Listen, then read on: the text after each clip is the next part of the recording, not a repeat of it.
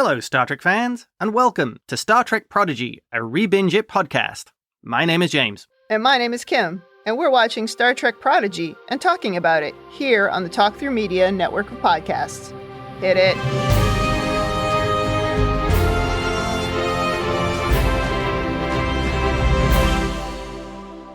Welcome back to the podcast. Today, we are on Season 1, Episode 6, Kobayashi. This episode began streaming January 6th, 2022. Yes, it's 2022. I don't know how that happened. Prodigy aired 5 episodes, took a Christmas break, and now it's back, and it's 2022. Yes, it's back from its holidays. Well, let's get a little housekeeping out of the way. You can subscribe to this podcast wherever you get your podcasts under Star Trek Prodigy, a RebingeIt podcast. We are also available on the Talk Through Media Network through their all-inclusive feed, the Star Trek Picardcast, and their Discovery podcast feed. Yes, and Discovery now has gone on hiatus, so I guess it'll be back after the 5 episodes of Prodigy, just to confuse everyone. Absolutely. But let's get down to this episode. So just like before, we're going to do a walkthrough to discuss what we think about today's plot, and then we'll read out some feedback that we got. We'll play a clip from our kid correspondent, Mahi, of course. Mahi rewatched the first 5 episodes to prepare for the return of the show, so she is committed. Wow. She's like more dedicated than we are. Totally. I just listened to the podcast. So did I. Okay. Well, we start with the opening credits, and it's been so long since I saw this great opening, I thoroughly enjoyed it all over again. And as you warned viewers, I was going to gush about it every time I see it. Yeah, every time. Well, there was no cold open. I guess I'm used to Deep Space Nine and how we have a cold open in every single episode, so I always expect there to be one. All right, into the episode. Okay. We jump right in with the Protostar coming out of warp with everyone screaming. Is this really warp, though? I mean, when they come out of it, it sort of looks like they're breaking the surface of like a lake or a pond and coming out of it like that. When I saw it, I was thinking again, is this a trans-warp conduit? Is this something different than them just being in warp? Yeah, it doesn't look like a normal slowing from warp that we've seen before, so this is something new. Yeah, and it's actually in the opening credits, but it's the first time we've seen it in the show. If it's an experimental drive, at least it didn't kill all the crew, so there's a plus. Yet. Oh, long-term side effects. Oh, okay. Yeah. They are sneaky, though. When asked how fast they were going, Jankum only manages to get out around warp 9 point and then complains he's going to puke. Yeah. Well, Gwen is briefly concerned that her father was following them, but it's all clear. For now. Yeah. The Protostar drive has gone offline, and Zero says it's inoperable. So I was wondering, does it need to recharge, or was it a single shot? Well, that would be unfortunate. You only get to use the Protostar once and then they're done. Yeah, they've killed the star. Yeah. I expect we will see this again. I assume it just needs, like you said, to recharge, or perhaps, to make it more interesting, it needs a very specific element or a type of radiation to re-energize it. Oh, yeah. I could see it being that, because otherwise it might be a bit of a MacGuffin. Every time they get in trouble, they just go, engage the drive, and they're safe. Yeah, I guess that would get old pretty fast. Exactly. Yeah. Having a limit on it probably helps the story. Yeah. Maybe they have to capture a baby star every time they want to use it. Oh, wow. Oh, Rock Talk won't like that. Baby. Speaking of Rock Talk, she asks where they are. She is the smart one, asking the obvious question. Yeah, and Hologram Janeway explains that they started in the Delta Quadrant, and they landed 4,000 light years away in what appears to be the Gamma Quadrant when she shows the chart. Yep. That freaks me out right away, because there's so many bad things in the Gamma Quadrant. I mean, let's just get out of here right away. Turn around. You have pointed that out in our Deep Space Nine podcast of why is everything in the Gamma Quadrant bad? And why do they keep going there? Oy. Well, everyone is quite shocked that they managed to travel 4,000 light years. They're not even sure they believe it. Even the hologram, Janeway, she's not sure that it really happened, but it did. Well, I think the drive is definitely a success. So it's a real question of why hologram Janeway had no ideas of the capabilities of the ship. Yeah. She seemed just as shocked as everybody else. Definitely. Well, now we go to Dal, who is playing a game, which looks like a simple VR game where you're capturing discs into cones. It's comically simple. And I know I've seen this before, but I cannot place it. I can't believe that you don't remember this. It's from an episode of Next Gen, Season 5, Episode 6. It was called The Game. It was a Wesley episode. That might be why you don't remember it. Not your favorites, yeah. Yeah, that would be purged from working memory. But the game was super addictive, but here Yeah. he just like takes the thing off, so I guess he's not addicted to it. Yeah, maybe it has no effect on Dal or Dal's species. Maybe. Or maybe they changed it and so that it's not super addictive. Not really, it's just a game. Yeah. So the others come in to tell him that they decided that they want to go to the Federation. Dal is opposed to the idea, saying it's his decision as the captain, but as Jankum points out correctly, he's the self-appointed captain. He definitely is the self-appointed captain. Nobody else believes he can be captain. There is that, yes. Yeah. Well, Roktok says she's scared.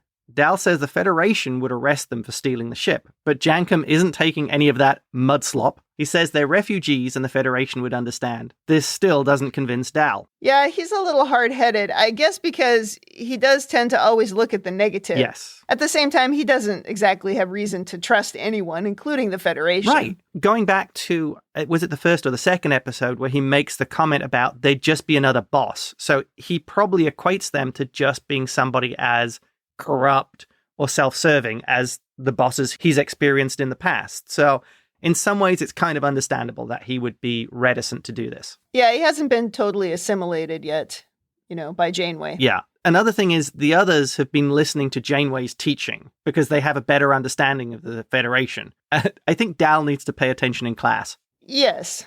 That's one of the points of this episode, is where Dal needs to listen more and speak less, which is pretty solid advice for somebody wanting to become a leader. Yes. Zero tells Dal the decision is unanimous, except for Dal, who says they need to ask Murph's opinion too. He's kind of clutching at straws here. Yeah, I don't think Murph is going to have an opinion. But then we go to Murph, and he's on a ledge of a mountain in a snowstorm. I assume he's found the holodeck. Or Gwen transported him off the ship because she likes to leave the helpless behind, like, the Cation kitten. Hashtag save the Cation. Yes, save the Cation. I'm really worried now that we're 4,000 light years away from the Cation. Yes. What is going to happen to that cat? They need to go back for that cat. I can't believe we have forgotten all about that cat. Yeah. Well, now everyone starts searching the ship looking for Murph because he seems to be missing.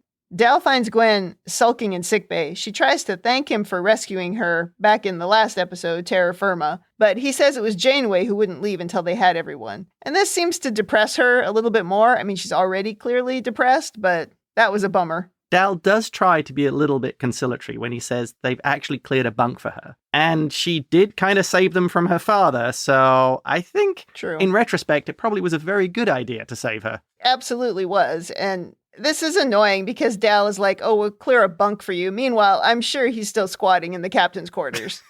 Well, Jankum does find the holodeck, and Murph makes a beeline for the exit as soon as he opens the door. He must have slithered in there by mistake, and then he couldn't get out because he can't call for an exit. That seems like a flaw in the failsafes. Oh, well, and I hope he had the safety protocols on. Well, we'll never know. I like that Murph did seem to be feeling cold. That immediate exit was pretty funny. Yeah, he just ran out the door. Yeah. It was great. We get some exposition here where Janeway explains what a holodeck is, probably to viewers who don't know about this piece of Star Trek lore. And we get a reference to Ceti Alpha 5, which is the planet from Space Seed that had the Ceti eels. Why would you want to go there for absolutely any reason, let alone skydiving? Yeah, that was suspicious. Yeah. Of all the places we've been on Star Trek, Exactly. why would we go there? And we get to see a few other optional programs on the holodeck, but I didn't see any of Quark's special holosuite programs here. Oh, this is a children's show.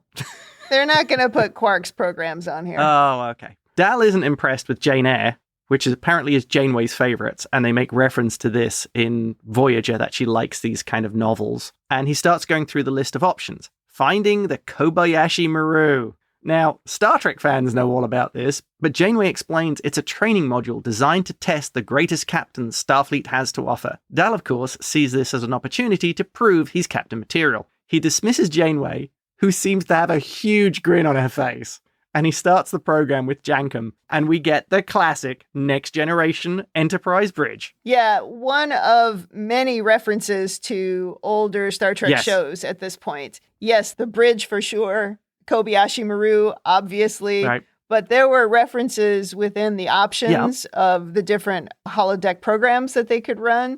There was a reference to Fistful of Datas. There was a reference. There was a reference to Amok Time. I mean, there were just all kinds of references in there, and just a lot of little Easter eggs. Yes. Also, on the way out, I think Janeway mocks him a little bit by saying that maybe his silly game that he was playing is more his speed. Oh. So she's totally poking at him. You gotta like her. Yeah, she's great.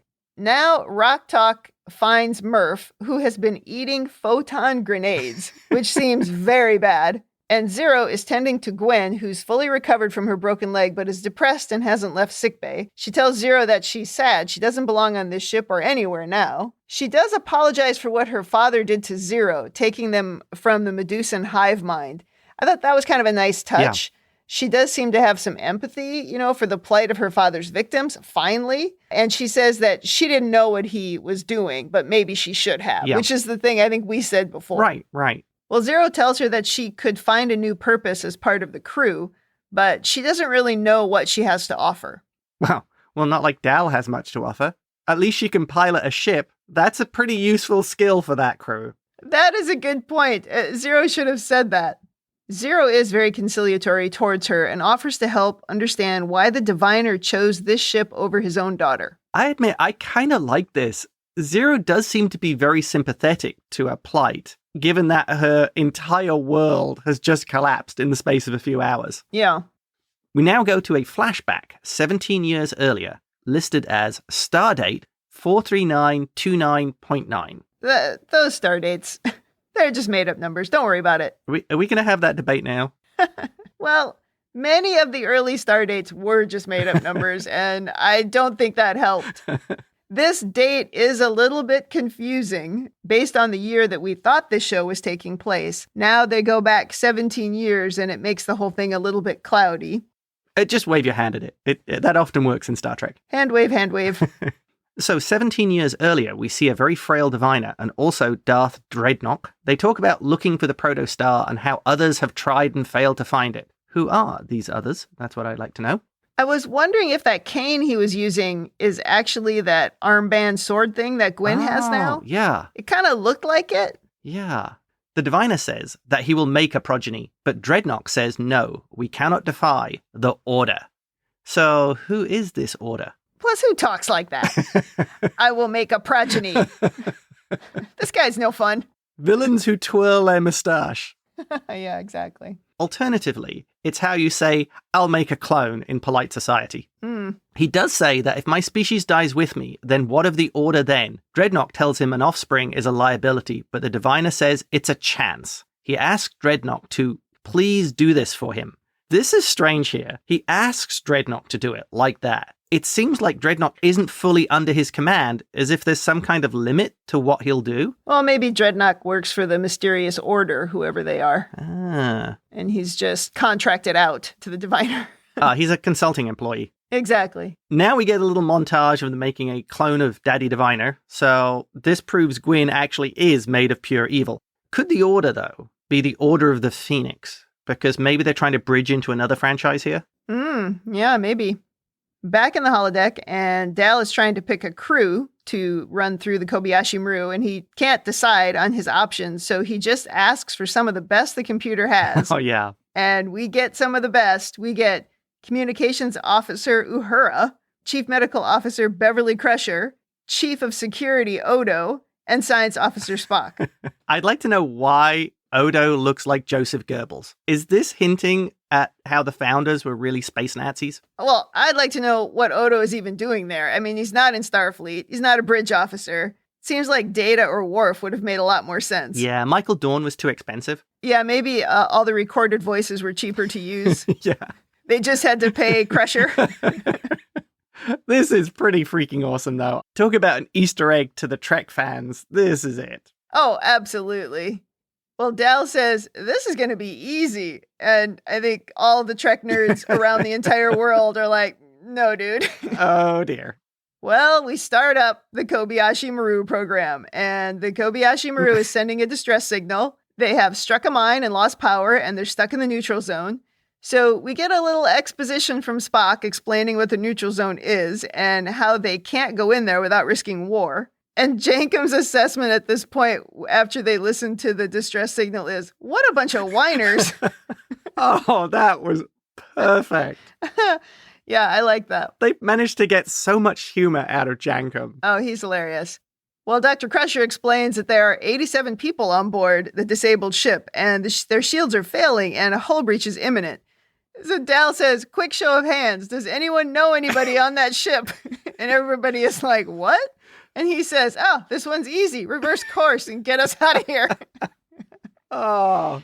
That was the funniest part of the whole episode. Yeah, he's not really embracing Federation values. No, and the crew, of course, freaks out. Odo even says he's going to resign his commission, which is a very Odo season 2 and 3 reaction to something. Oh, yes. And Jankum at this point gets all excited and starts shouting, mutiny, mutiny. What I love about Jankum is he just is on all sides. Yes. He's like, oh, that's a good idea. Oh, that's a good idea. Oh, that's a good idea. And he never changes. Yeah. It's like everything is equally the same. Oh, there's going to be a mutiny. Mutiny. Mutiny. Mutiny. Oh, that was very funny. Really good use of the characters. So Dal says, fine. But it doesn't matter because 3 Klingon ships decloak around them and start shooting, and Dal and Jankum scream and hug as the ship blows up and the simulation ends. And then he gets a score. His captain's assessment score of 3%, leadership 2%, and judgment 0.1%. I would like to say that I think leadership was lower than 2% in this particular situation, when the only order he tried to give, everybody mutinied. Yeah, that is a pretty poor leadership. That's very bad. Yeah, and with scores that low, he's got a future in politics. Oh, for sure. Well, he wants another try, and he says, boot it back up. Awesome. Zero and Gwyn are now examining the Protostar drive, wondering what the Diviner needs with this much power. They call Janeway and ask her what the purpose of the ship is, but she can't give them an answer. The hologram starts to glitch, and she tells them those memories are classified. This surprises her, as well as Gwyn and Zero, so they endeavor to unlock and access them. Yeah, the glitching Janeway was a little freaky. Yeah. I'm not sure that's exactly what would happen. I guess I was thinking that something was happening in the moment, which is why it would glitch. Because if it was truly just that she couldn't access something, she wouldn't know that it existed. Well, but some foreign code, obviously, is what was causing the problem. We learn a little bit later that her program looks like it's been hacked up or tampered with. Yeah. So the glitching kind of makes sense there. Yeah, okay. Well, Rocktalk comes in at this point and asks what would happen if you ate a photon grenade. And she says, asking for a friend. I mean, it's super cute. Yeah. Zero says one would explode into a burst of gamma rays and cease to exist. And they do this really cool super zoom in on Rocktalk's face. And she's like, uh-oh. Yeah. Gotta go. And she runs, and she runs off. She doesn't tell anyone what's going on. I also think it's funny that they don't ask. They're like, oh, sure, that's a normal question for her Which to ask. friend is this? Yeah. How many friends do you actually have on this ship? Yeah. Back on the holodeck, Dal has failed again. Jankum is finding it very amusing, saying, I've lost count how many times you failed. Just joking, it's 42. Could that be another sci-fi reference to Hitchhiker's Guide? Because that number is the meaning of life. Maybe, but also 42 is just a funny number. Okay. Dal isn't giving up on this and boots it back up. The computer reports attempt number 49. Do you think that Jankum actually got it wrong? He isn't that great with accuracy. Probably. Or it kind of slowed its way into saying that. So it could have been trying to imply as well that they did a bunch more takes. Okay.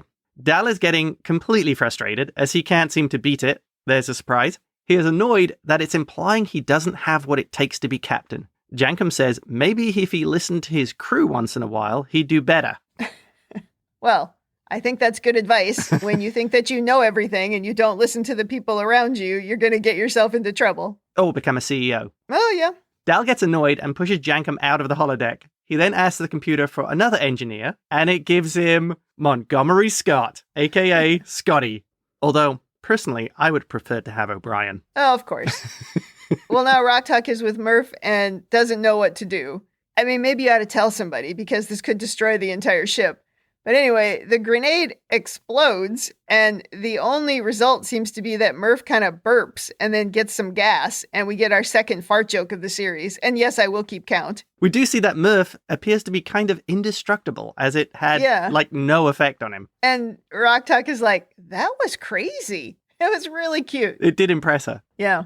Janeway, Zero, and Gwyn now are trying to break the encryption on the classified memory core, and they find a curious data stream in the language of Gwyn's homeworld, Solum. This is strange because Gwen says there are no others of her kind and they've never encountered Starfleet before, so the mystery deepens. Are we going to let her know that her older clone has been lying to her about everything? Yeah, she's going to have to figure that out at some point. Yeah. She does eventually gain access and everybody cheers. Back on the holodeck, Dal is still in the simulation. Oh, but now he calls Scotty Mustache, Odo Jellyman, and Uhura Earpiece, Spock Pointy Ears, and Crusher Big Red. I loved that when he's like, Mustache, Jellyman. That was great. Yeah, the Odo nickname was pretty good. Yeah, Jellyman's good. He's figured out a way to eject the warp core and destroy the Klingon ships attacking, and he and Spock, by accident, beam aboard the fourth Klingon cruiser and disables it. Yeah, I didn't buy that beaming thing because he just said something like, I wish there was a way to get out of here. And then they beam over to the other ship. Yeah. That was a little too easy. Well, the program misinterpreted what he said, I think. Yeah. He's also playing AC/DC music very loudly. So in Star Trek now, we've had the Beastie Boys and AC/DC. Do you think they had to pay for that, or did AC/DC ask to be in it? I think they had to pay for that. However, after appearing to win, Dal, being Dal, puts his feet up on the console and fires a photon torpedo from the Klingon cruiser, destroying the Enterprise. Defeated, he tells Spock, I tried to win at any cost, and I still lost? Spock delivers some advice saying that as the captain, he can't afford to be any less than perfect. You know, they kind of shoehorn in some Spock dialogues, even saying the needs of the many outweigh the needs of the few. This, again, all this dialogue is from older episodes or movies. So you can tell sometimes, first of all, the quality of it is a little bit different. So it can be a little bit distracting. You can also hear as Leonard Nimoy's voice changes over time as he gets older. So that's also distracting.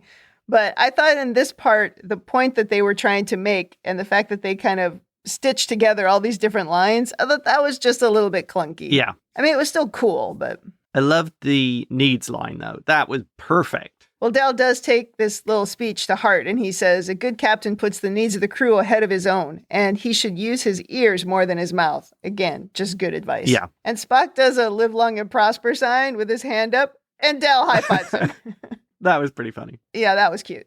The computer does tell him that the program is a no-win scenario because he asks, how could I have won? But the computer's like, it's intended to test how one reacts to a hopeless situation. And he sort of laughs. Yeah, maybe he should have asked that first. Yeah. Is there a way to win? Well, I guess he went in assuming that there was. And that's also why Janeway smirked when she disappeared. He should have asked for a new score at the end. I would like to have seen how much he improved. Yeah.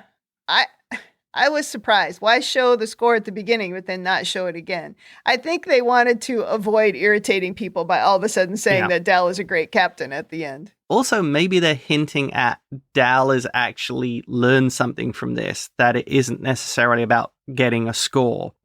Yeah, that's a good spin. Dal comes onto the bridge and sees everybody looking at the computer core memory, which appears to look like a series of holographic tiles on the bridge. Like back in episode 2 when Janeway was describing the Federation and Starfleet. Ah, yeah. Janeway is now giving a history of the Protostar. The USS Protostar was a prototype, the fastest in Starfleet. As they're all looking at this information, Jankum says to Gwyn, good thing Dal made us go back for you. She is surprised by this and smiles. Dal is distracted by all the data and didn't actually hear Jankum say that. But she looks at him. Yeah, giving away his little secrets. Yeah. Which I think is what Jankum is going to do. Yes, yeah. I think that is part of that character. Just like in that second episode, Rock Talk finds an image that she's interested in and she clicks on it, and it activates a holo playback. And we now see Chakotay from Voyager, and he's sitting in the captain's chair, and he's saying, Mayday, Mayday, this is Captain Chakotay of the USS Protostar. Hologram Janeway appears in the recording and says, Captain, we're being boarded. And then the current Janeway looks at it and says, I'm suddenly realizing you aren't my first crew. And the screen goes black. The end. Oh, wow. That was good. This episode managed to successfully ask more questions than it answered. Yeah, and it did that while mixing in all those famous older characters. Yeah. And so, you know, they're like drawing us in with the characters we love, and they're dangling these little clues in front of us. I mean, they are really trying to get the Star Trek fans here. Right. Well, it's working. Well, here we are. Well, so let's talk about the episode now. So did anything stand out to you? Oh, well, the several hundred Star Trek Easter eggs that seem to be in there, along with a Harry Potter reference, the Hitchhiker's Guide reference, Dal actually learning something other than to be too cool for Starfleet. I really like the nicknames. I mean, Jellyman, that was my favorite.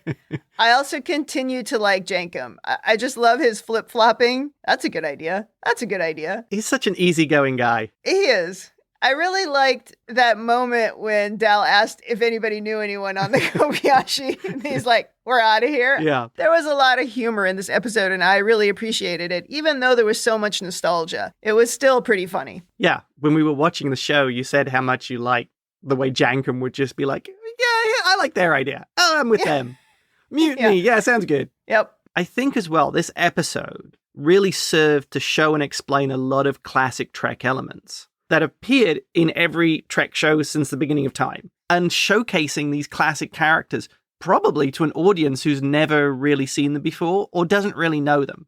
Yeah. So really smart idea. Yeah, we were very curious who Mahi would recognize, since she didn't watch any of the old shows. Prodigy is really her first Star Trek show. She did in the end recognize one, but the others she didn't. But certainly to those of us who are maybe still looking for the ties to Trek in this show, this really was it. Oh, absolutely. So do you think we're in the Gamma Quadrant now? I guess so. Whereabouts exactly in the Gamma Quadrant is a question, but... Yeah, I'm very worried. I mean, we're just in season 4 of Deep Space Nine, and all I can think is watch out for the Jem'Hadar. Well, to use one of your quotes, is everyone from the Gamma Quadrant a jerk? Yes, everyone is. So watch out for the Jem'Hadar. That's your advice. That's my advice. So who was boarding the Protostar? That's the real question. Well, it was the Order. You're not going to say of the Phoenix? Of the Phoenix. Well, I suppose we're supposed to think it's the Diviner or Dreadnought or the Order or someone. Yeah. But I think that is kind of where the timeline is getting messed up. If they go back 17 years, I think they end up going back before Voyager made it all the way back. So they already knew about the Protostar. So I don't know. There's something maybe fishy going on with the times. Although, look, I still believe that the star dates are made up. I don't think you can convince me otherwise. But I just feel like this is something that people are going to complain about. Yeah. I can very easily get over stuff like that. But unless I'm missing something, I'm a little worried about the timeline here. It could be a deliberate troll to the, well, actually, brigade. That's true. It actually could be. I kind of hope it is. I always like it when we troll people like that. I think that's good. Troll the haters. Yeah. Well, let's go to character development. And what did we learn about, or I guess what new things have we learned about characters in this episode? If we talk about Dal, learning to listen more is certainly good. I don't know if he will, but we did learn that he's capable of creative thought. Oh, yeah, he really is. It was a fascinating move to see how he would confuse the Kobayashi program by figuring out basically that acting chaotically and irrationally would confuse the holo program. It clearly took some time for it to adjust to his approach, but ultimately, as it's designed to, it always wins. Well, I imagine that was always the loop in that program. Yeah. If you manage to destroy the Klingon ships in front of you, there's just another one, and then another one, and another one, until you lose. I'm pretty sure that's the way that program is written. Oh, yeah. But yeah, he actually showed that he could think a little bit differently, and certainly not reacting the way that someone training to be a captain would react. Right. So yeah, that seemed pretty cool. And that also kind of ties into Spock's comment, where he said, "You remind me of a captain." Right. Which we all knew who that was. Yeah. I did think maybe there was a little more Dal in this episode than we needed.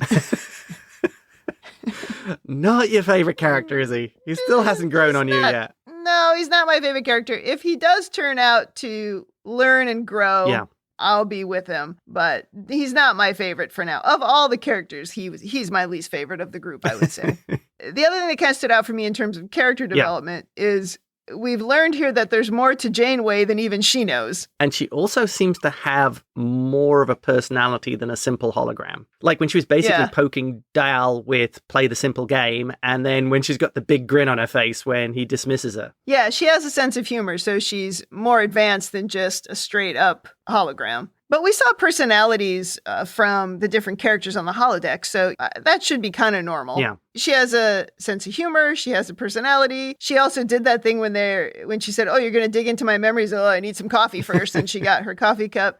So, yeah, she's kind of cool. Yeah. It would have been super boring if they had brought Kate Mulgrew onto the show and then not allowed her to have a little personality. Well, I wonder if we'll find out something like perhaps the Janeway hologram is like the Doctor from Voyager. She's expanded way beyond the programming. Right. Well, one of the things I noticed was Rok-Tahk continues to display that concern for others. The way she was happy to see Gwyn was out of sickbay and trying to help Murph with eating explosives. Yeah.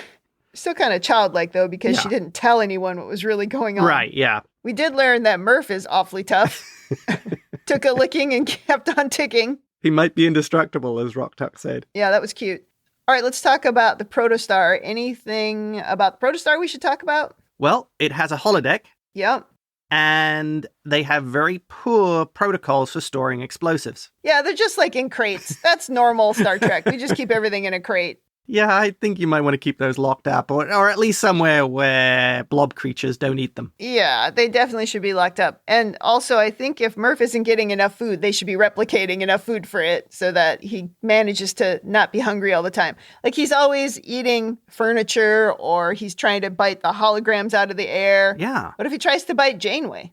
Also, we still haven't learned if there's a transporter on the ship. Yeah. We saw a transporter in the simulation, but we haven't seen it on the ship. That's a good point. Where is the transporter? I don't know. And we still haven't learned about how the Protostar engine is going to recharge. I expect they'll introduce those things individually. Like we had basically this whole episode was really mostly about the holodeck. Maybe in the next one, they'll introduce the fact they have transporters and things like that. Maybe Dal will remember, hey, what about that transporter thing from the Kobayashi Maru? Oh. And then they'll find out that they have it. I don't know. Oh, you mean the transporter? Yeah. Been here all the time. Okay, let's talk about how the episode worked as a kid's show. And let's go to Mahi, our kid reporter. I am so happy that the show is back. I missed it a lot during the break, and I was excited for today's episode. It was a fabulous one. I got to see the Protostar crew back together, as well as some of the other Star Trek characters. Did you recognize any of the simulated bridge crew members? I only recognized the science officer, Commander Spock. What should Rok-Tahk have done when she saw Murph eat the grenades? Rok-Tahk should have tickled Murph enough to throw up the things he ate. Or maybe squeeze Murph to get the photon grenades out of him. Who was your favorite character today and why? Science Officer Spock was my favorite character today. He helped Del Rey defeat the Klingons. He can do the cool nerve pinch and put anyone to sleep. What scene did you like most?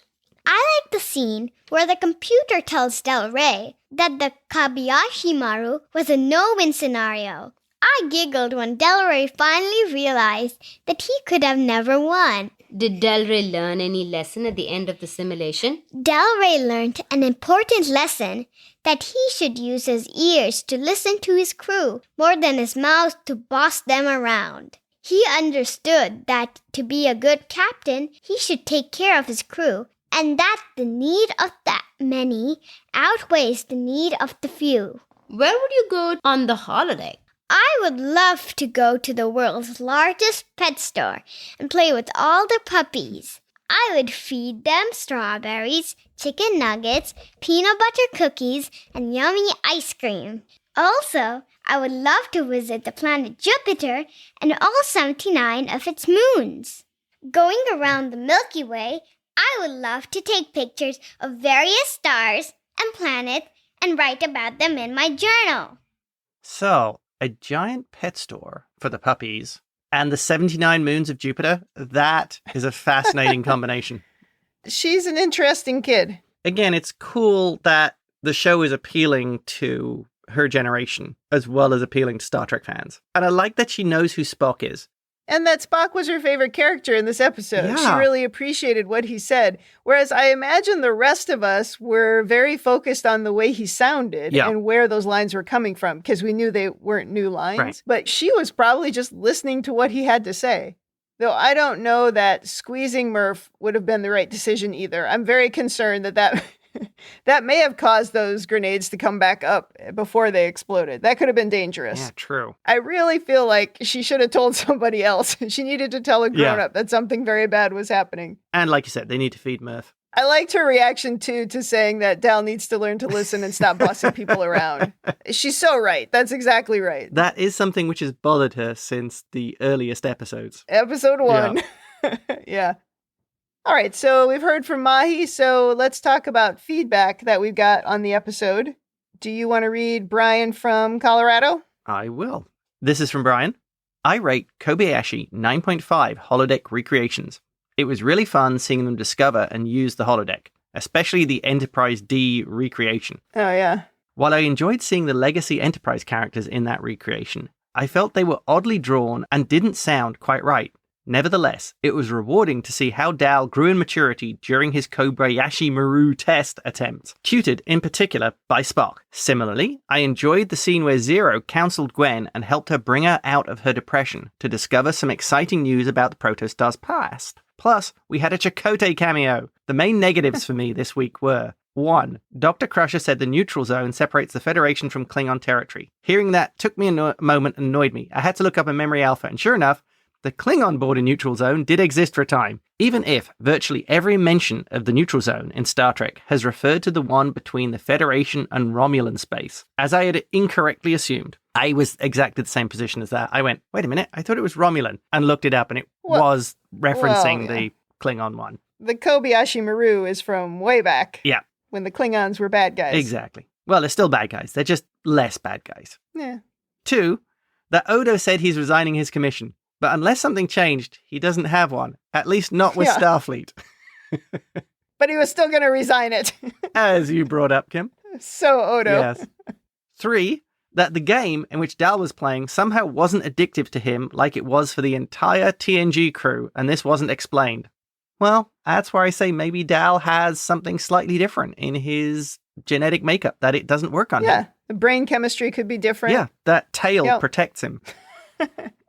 This purple spiky hair protects his brain. Exactly. Overall, I loved the episode and would rank this by far the best Prodigy installment yet. Wow, nice. That's high praise. Over to you, Kim. Well, Wes on the Facebook group just gave a short blurb, and he said, I loved this episode, loved all of the archived audio from James Doohan, Leonard Nimoy, Nichelle Nichols, and Renee Aubergenois. Oh, yeah, definitely. And then at the last minute, Brian from Talk Through Media sent in his feedback, and he said, just some quick feedback, an entertaining episode. We see Chakotay here for the first time. That's intriguing. It's funny how Lower Decks, Discovery, and now Prodigy all referred to the Kobayashi Maru this season. That's true. Yeah. It was great to use great characters we know. It did take me out of the scenes a bit each time Spock spoke. Leonard Nimoy's voice changed quite a bit over the years, most likely because of his COPD. And while I loved those scenes, his inconsistent voice was a bit distracting. And Dal's still annoying for me, just less so. Yeah, I agree. I found those characters both great and distracting. Yeah. Like the first Brian said, they were drawn kind of funny. I mean, Dr. Crusher in particular, I thought looked a little peculiar in her face. Maybe the shape of her nose or something was off. And Odo looked a little strange. Yeah. So that, and then trying to figure out where the dialogue came from, was pulling me in all kinds of directions. So I agree. It's like this part of it was great, but it was also weirdly distracting. Scotty was actually the best. Mustache. Yeah. Although mustache, Jellyman, earpiece.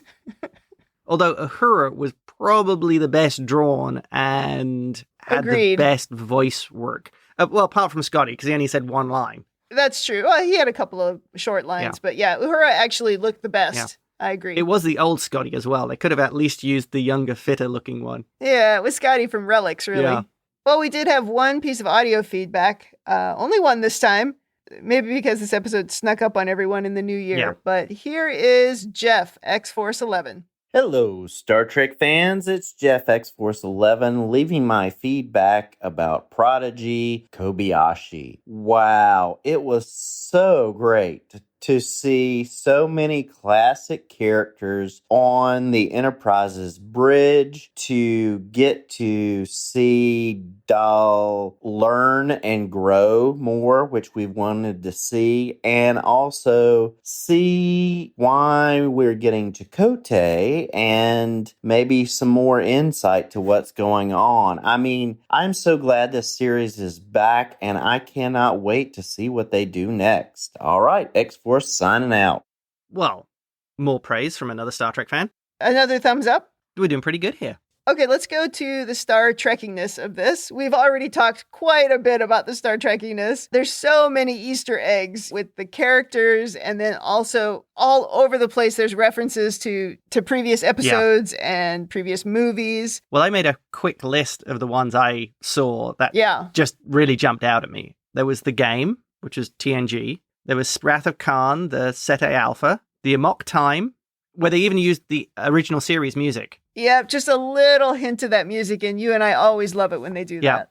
Deep Space Nine, of course, Odo. And you told me it was Heart of Stone, resign his commission. That was one of the places that he said that he would resign his commission. It was there, and he also said it in The Search. Andoria 4, which was from Enterprise, so I don't think anybody's seen that one. Well, you and I are not the Enterprise fans, but Enterprise fans will have recognized it. Yeah, the Pax O Resort, which was from Voyager. Yeah. Deadwood from Fistful of Datas. Right.